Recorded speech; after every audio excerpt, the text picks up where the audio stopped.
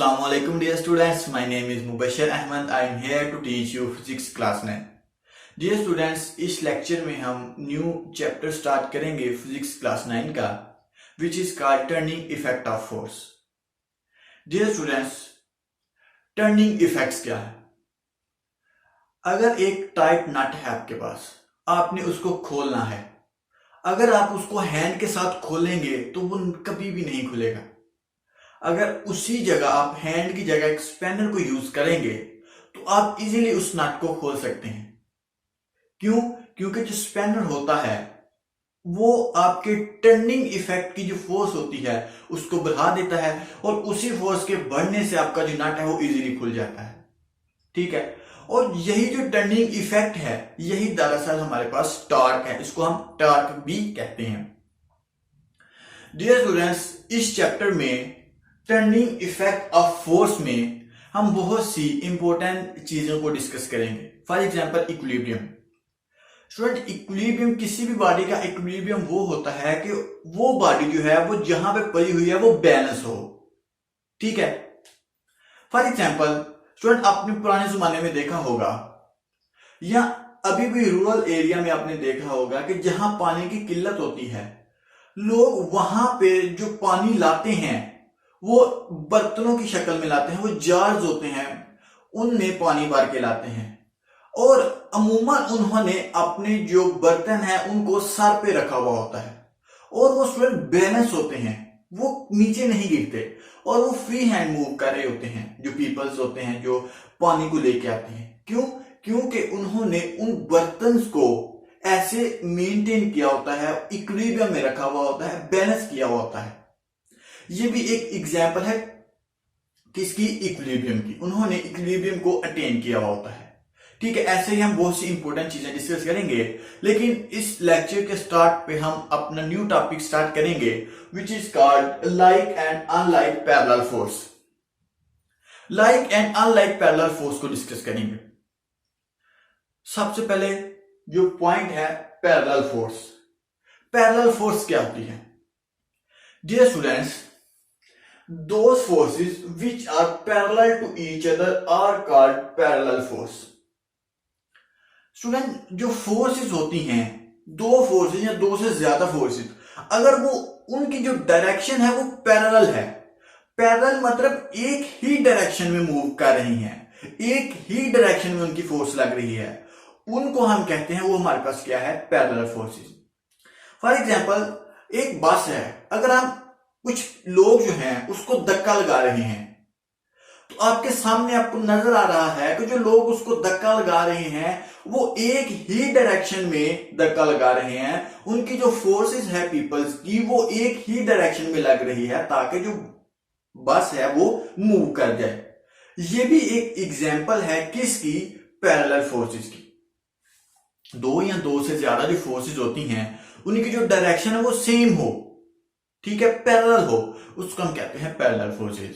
एक और daily life में एक एग्जांपल लेते हैं डियर स्टूडेंट्स. जैसा कि एक शॉपिंग बैग है, उसके अंदर हमने मुख्तलिफ चीजें रखी हुई होती हैं. फॉर एग्जांपल हमने सेब रखे हुए होते हैं, एप्पल रखे हुए होते हैं. स्टूडेंट, जो एप्पल्स की डायरेक्शन है वो डाउनवर्ड होगी, उनकी जो ग्रेविटेशन फोर्स होगी उसकी डायरेक्शन डाउनवर्ड होगी. तो सारे सेबों की, जो सारे एप्पल्स होते हैं, उनकी जो डायरेक्शन है, उनकी जो फोर्स है वो एक ही सिमत में लग रही है, एक ही डायरेक्शन में लग रही है.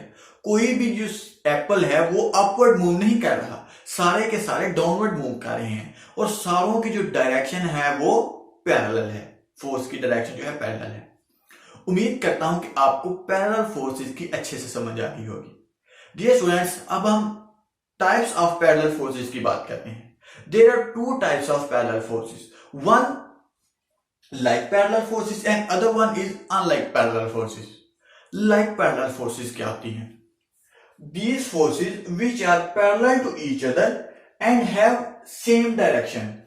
Dear students, forces तो लग रही हैं, parallel forces लग रही हैं, लेकिन अगर उन parallel forces की जो डायरेक्शन है अगर वो सेम है तो हम कहेंगे वो हमारे पास क्या है? वो लाइक पैरेलल फोर्सेस है. फॉर एग्जांपल जैसे कि हमने अभी बात की बस की, ठीक है, उसको पीपल जो है, जो लोग हैं वो उसको धक्का लगा रहे हैं. सारे लोग जो हैं वो एक ही डायरेक्शन में धक्का लगा रहे हैं, उनकी जो डायरेक्शन ऑफ फोर्स है वो सेम है। सो इसीलिए वो जो एप्लीकेबल है, वो जो एग्जांपल है बस वाली यहां पे एप्लीकेबल है, वो पैरेलल फोर्सेस हैं, लाइक पैरेलल फोर्सेस हैं। ठीक है, नेक्स्ट जो टाइप है उसकी वो है unlike parallel forces. These forces which are parallel to each other and have opposite direction. Student यहां पे जो डायरेक्शन है वो ऑपोजिट है। फॉर एग्जाम्पल एक सेब है, अगर हमने उस सेब को रस्सी के साथ बांधा है और उस रस्सी के एक कोने को हमने अपने हैंड में पकड़ लिया है, ठीक है, तो डियर स्टूडेंट्स जो जो ग्रेविटेशन फोर्स है जो एप्पल पे लग रही है वो डाउनवर्ड डायरेक्शन में लग रही है, और एक जो रस्सी है वो उस सेब के ऊपर अपवर्ड फोर्स लगा रही है which is called tension force. लेकिन दोनों फोर्स हैं पैरेलल, लेकिन इनकी जो डायरेक्शन है वो अपोजिट है। सो ये जो एप्पल वाली एग्जांपल है वो यहां पे एप्लीकेबल है। वो क्या है, वो अनलाइक फोर्स की एग्जांपल है। ठीक है डियर स्टूडेंट्स, उम्मीद करता हूं कि आपको parallel forces and like and unlike parallel forces की अच्छे से समझ आ गई होगी। तो डियर स्टूडेंट्स अब हम बात करते हैं addition of forces. Addition of forces की बात करते हैं तो जो फोर्स होती है डियर स्टूडेंट्स वो एक वेक्टर क्वांटिटी होती है। मतलब ये कि फोर्स को रिप्रेजेंट करने के लिए एक मैग्नीट्यूड के साथ साथ एक स्पेसिफिक डायरेक्शन की भी जरूरत होती है। ठीक है, हमने बात की कि एडिशंस ऑफ फोर्सेस। स्टूडेंट अगर हमारे पास दो तीन फोर्सेस हैं उनको हमने ऐड या सब्ट्रैक्ट करना है तो हम सिंपल अरिथमेटिक रूल से ऐड या सब्ट्रैक्ट नहीं कर सकते। उनको ऐड या सब्ट्रैक्ट करने के लिए स्टूडेंट्स हमें स्पेसिफिक मेथड चाहिए होता है। ठीक है, वो मेथड क्या है हम बाद में डिस्कस करेंगे। डियर स्टूडेंट्स अब हम बात कर लेते हैं इस रीडिंग की। A resultant force is a single force. एक रिजल्टेंट फोर्स जो होती है वो एक सिंगल फोर्स होती है that has the same effects, जिनका सेम इफेक्ट्स होता है as the combined effects of all the forces to be added. Dear students एक बॉडी है, उसके ऊपर 4-5 फोर्सेस लग रही हैं, उनकी जो डायरेक्शन है वो भी डिफरेंट है। और अब हम क्या करेंगे, उन सारी जो फोर्सेस हैं उनका एक सम अप कर लेंगे और उसको एक फोर्स में बना लेंगे। ठीक है, और बेसिकली वो जो सिंगल फोर्स होगी वो सब को रिप्रेजेंट करेगी। वो सिंगल फोर्स की जो लेंथ होगी वो सारी फोर्सेस की लेंथ को और उनका जो मैग्नीट्यूड है उसको रिप्रेजेंट करेगी। ठीक है, और उसको हम कहेंगे वो हमारे पास क्या है, एक रिजल्टेंट फोर्स। ठीक है, उम्मीद करता हूं कि आपको रिजल्टेंट फोर्स कैसे समझ आ गई होगी कि सम अप करना, सारी फोर्सेस का सम अप करके एक सिंगल फोर्स को निकालना, वही हमारे पास क्या है, वो हमारे पास क्या है, रिजल्टेंट फोर्सेस। अब हम उस मेथड की बात करते हैं डियर स्टूडेंट जिससे हम अपनी जो 2-3 फोर्सेस हैं उसको एडअप कर सकते हैं और सब्ट्रैक्ट कर सकते हैं। वो मेथड क्या है हमारे पास, वो मेथड है हमारे पास head to tail rules. Head to tail rules की बात करें तो हमें पता कैसे चलेगा कि एक वेक्टर का हेड कौन सा है और टेल कौन सी है। अभी मैं आपको बताता हूं, आपको क्लियर हो जाएगा। तो डियर स्टूडेंट्स ये हमारे पास फॉर एग्जांपल एक वेक्टर है। ठीक है, जहां से वेक्टर स्टार्ट हो रहा है वो हम कहेंगे वो उस वेक्टर का क्या है, टेल। ठीक है, ये क्या है उसकी टेल। और जिस डायरेक्शन में वेक्टर एक्ट कर रहा है उसको हम कहेंगे वो उस वेक्टर की क्या है, हेड। ये उस वेक्टर का हेड है। ठीक है, तो डियर स्टूडेंट्स अब मेथड को यूज करके हम एक दो फोर्सेस को ऐड करते हैं एंड देन हम ये रिजल्टेंट फोर्स को भी यहां पे डिस्कस करेंगे ताकि आपको अच्छे से समझ आ जाए इनकी।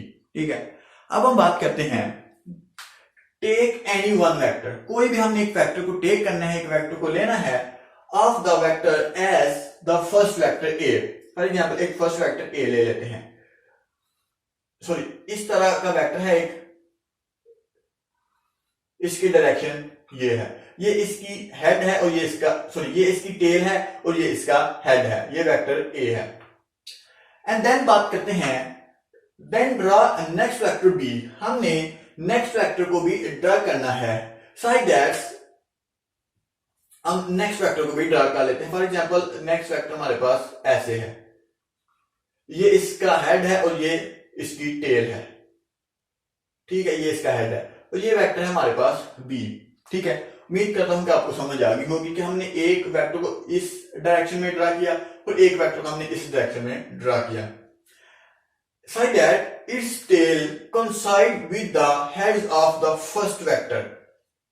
स्टूडेंट अब हम ऐड करना है हमने, तो यहां पे भी मैंने क्या रीड किया कि जो टेल है वेक्टर बी की वो कंसाइड करेगी, वो मिलेगी with the heads of first vector ए, वो फर्स्ट वेक्टर ए के साथ मिलेगी, ठीक है।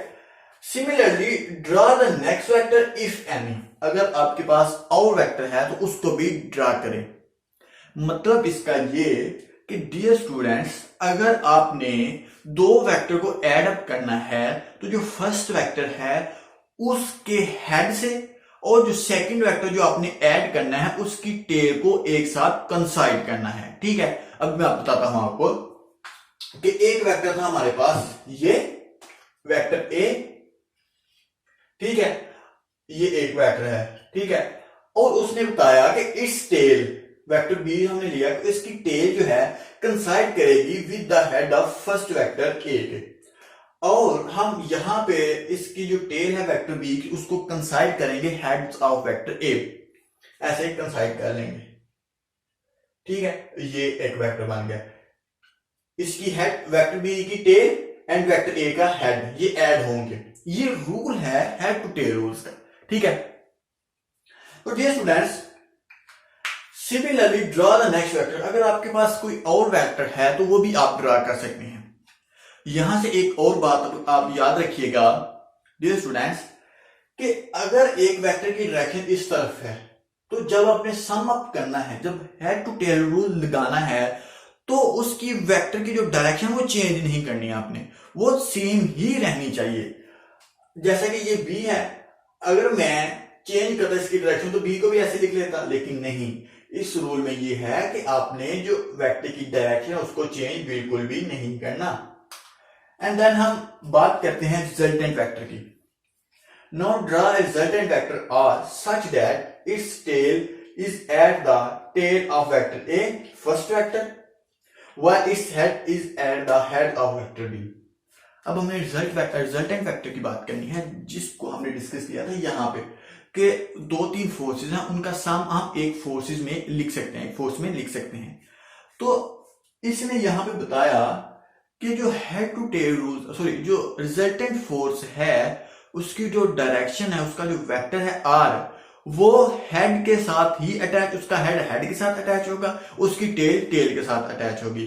सो यहां उसने बताया कि उसकी जो टेल है वो वेक्टर ए के साथ अटैच होगी और उसका जो हेड है वेक्टर बी के हेड के साथ अटैच होगा। ये देखें, ये वेक्टर ए था और ये वेक्टर बी है। हम यहां पे बड़ा करके इसको ड्रा कर लेते हैं कि ये वेक्टर ए है, सॉरी,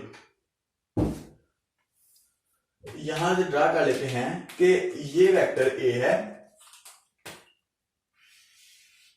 ठीक है, ये वेक्टर ए है और ये जो बी है ये वेक्टर बी, इस तरह बी है वेक्टर, हमने हेड टू टेल लगा के इसको ऐड किया, ये वेक्टर बी है, ठीक है। तो डियर स्टूडेंट्स, उसने बताया कि जो रिजल्टेंट वेक्टर है वो ऐड होगा head to head and tail to tail add होगा। सो यहां पे टेल ए के टेल के साथ ऐड होगी और हेड के साथ अटैच होगा, कंसाइड करेगा, ये वेक्टर आर है, this is called resultant vector. और ये वेक्टर जो है इन दोनों की लेंथ को, इन दोनों के लेंथ की जो मैग्नीट्यूड है इसको भी डिस्क्राइब कर रहा है, ठीक है। तो उम्मीद करता हूं डियर स्टूडेंट्स कि आपको एडिशन ऑफ द फोर्सेस की समझ आ गई होगी कि आपने कोई भी अगर फोर्स को ऐड अप करना है तो हमें हेड टू टेल रूल्स लगाना होगा। हेड टू टेल रूल्स का मतलब यह है कि अगर एक वेक्टर है उसकी जहां से वो वेक्टर स्टार्ट हो रहा है उसको हम टेल कहेंगे और जिस डायरेक्शन में एक्ट कर रहा है उसको हम क्या कहेंगे, हेड कहेंगे। और नेक्स्ट हमने बात की कि इसकी डायरेक्शन को चेंज नहीं करना, हमने वेक्टर की किसी भी डायरेक्शन को चेंज नहीं करना, जैसे भी है वैसे ही रहनी चाहिए। एंड देन हमने रिजल्टेंट वेक्टर आर को लगा के और यहाँ पे अपना जो head to tail rule method से एड अप कर दिया। और यहाँ पे अगर बात करें तो हमने पैरेलल फोर्स की बात की, पैरेलल फोर्स किसी भी डायरेक्शन में हो सकती है, पैरेलल फोर्स इस डायरेक्शन में भी हो सकती है, पैरेलल फोर्स इस डायरेक्शन में भी हो सकती है, पैरेलल फोर्स इस डायरेक्शन में भी हो सकती है। मतलब ये कि दो फोर्सेस की जो डायरेक्शन है वो सेम हो, उसको हम पैरेलल फोर्सेस कहते हैं। और like and unlike parallel force का हमने डिस्कस किया। सो दुआ में याद रखिएगा। अल्लाह हाफिज, स्टे ब्लेस्ड।